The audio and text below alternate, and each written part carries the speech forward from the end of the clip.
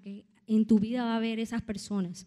En tu vida vas a escuchar esas voces cuando tú quieras marcar la diferencia, que te van a decir, oye, por ahí no es, oye, tú estás loca, ¿tú qué estás haciendo? O tú qué estás haciendo, hey, cálmate, eso no, qué ridículo.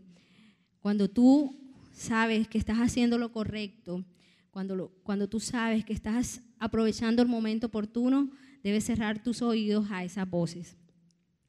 Y bueno, hubo, como les dijo mi esposo, ahorita que comenzamos, realmente quiero, y por obediencia a Dios, quiero compartir este testimonio. Y hubo 3 momentos en mi vida que marcaron la diferencia y dejaron huellas en mi vida, en mi corazón y en el corazón de mi familia. La primera me aconteció cuando aún tenía 15 años, como la edad de algunos de los que están en este lugar. Mi madre, en el momento que me tuvo, tuvo pues preeclampsia y comenzó a sufrir de una enfermedad prolongada, insuficiencia renal. Cuando yo tenía 15 años, esto fue un proceso bastante largo, un proceso en el que mi hermano y yo, entre comillas, hicimos sacrificios y quizás de pronto no éramos chicos, que hacíamos lo que normalmente un chico de esa edad, a los 12, 13, 14 años, podía hacer. De pronto no podía venir, o sí podía ir a una iglesia, pero no podía de pronto disfrutar con ustedes después de la iglesia mucho tiempo, porque esperaba a mi mamá, esperaban que hacer cosas, hacíamos vueltas que de pronto eran de adultos. Mi madre era comerciante, pero cuando estaba recaía, pues era mi hermano y a mí que nos tocaba ir, cobrar, llevar, muchas cosas, hablar con los médicos. Y ya pues estábamos acostumbrados a que había un momento, un médico nos podía decir, tu mamá, ya usted sabe, tu mamá no va a durar mucho, tu mamá ya se va a morir. Ambulancias a las 2, 3 de la mañana en la casa diciendo, hey, vengan, vístanse, ya tu mamá hasta hoy. Y nos fuimos acostumbrando mucho a eso, y a pesar de que éramos unos niños maduros, entre comillas, unos adolescentes maduros, entre comillas, un día antes de la muerte de mi madre, yo lo recuerdo como si fuera ayer, y es que mi abuela nos mandó a mi hermano y a mí a hacer, el teléfono de la casa se había dañado. Y teníamos que ir a otro lugar, a hacer una llamada y a buscar un médico y una enfermera. Y como adolescentes que somos, de pronto éramos maduros en muchas cosas, pero seguíamos siendo adolescentes, seguíamos siendo chicos que nos gustaba lo que hacían y lo que hacen y lo que es normal para esta edad. Estábamos viendo televisión y como nunca dijimos, no, qué pena, pero nos da vergüenza ir donde la vecina, que es un poco gruñona, pedir el teléfono, ay, pero ¿por qué tú no vas? Ay, por favor, no. Total que no fuimos. Mi abuela fue, vinieron los médicos, nos dieron las instrucciones, y a las 5 de la mañana mi hermano no estábamos viviendo con mi papá en ese momento, y se llevó a mi mamá al hospital.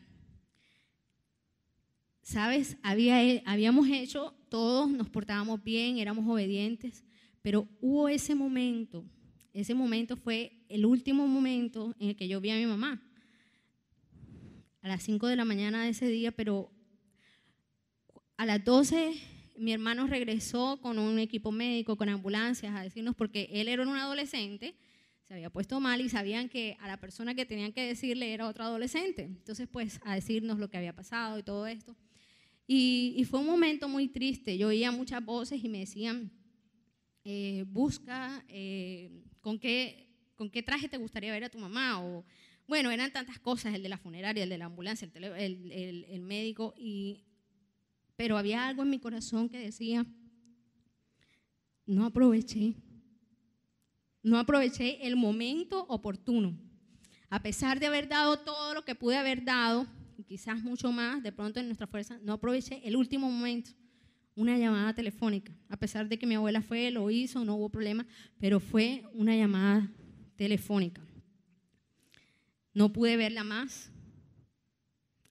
Fue muy triste, muy doloroso, pero en ese momento recordé todo lo que ella había hecho por nosotros, las bases que ella había fundado en nosotros, una mujer guerrera, una mujer emprendedora, una mujer que aunque su estado de ánimo, su físico, todo no le ayudaba, ella seguía confiando en el Señor, seguía diciéndonos, hay un Dios, siempre cantaba, aunque estuviera en los hospitales, aunque estuviera en su casa regando, siempre recuerdo a esa mujer emprendedora, persistente y con mucha fe. Entonces, esa fue mi primera situación. Esa mujer dejó esas huellas hermosas, pero en el último momento tuve una enseñanza muy dolorosa y muy triste, y fue el no haber hecho las cosas en el momento oportuno.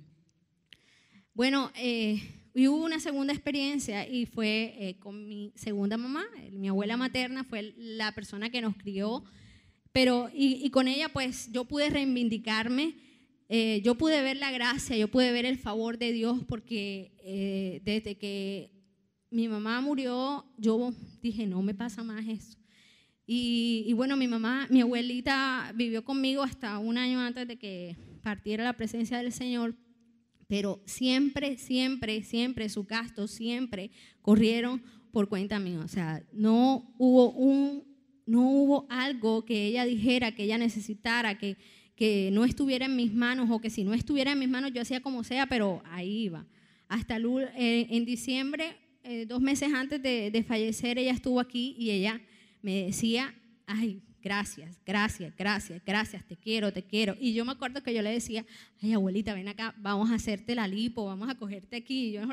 Yo recuerdo todos esos momentos felices, pero lo más importante de eso es que recuerdo su agradecimiento, su amor y mi satisfacción de haber cumplido, de haber hecho todo en el momento oportuno, en el momento que era, y no desaproveché la oportunidad que Dios me dio. Y bueno, una tercera situación y un poco más reciente fue el fallecimiento de mi padre. Este año que culminó. Bueno, realmente fue un hombre, y le doy muchas gracias al Señor porque puedo tener la confianza, la seguridad de que este hombre está en la presencia del Señor, en la presencia de Dios. No hay sufrimiento, sé que está mejor, pero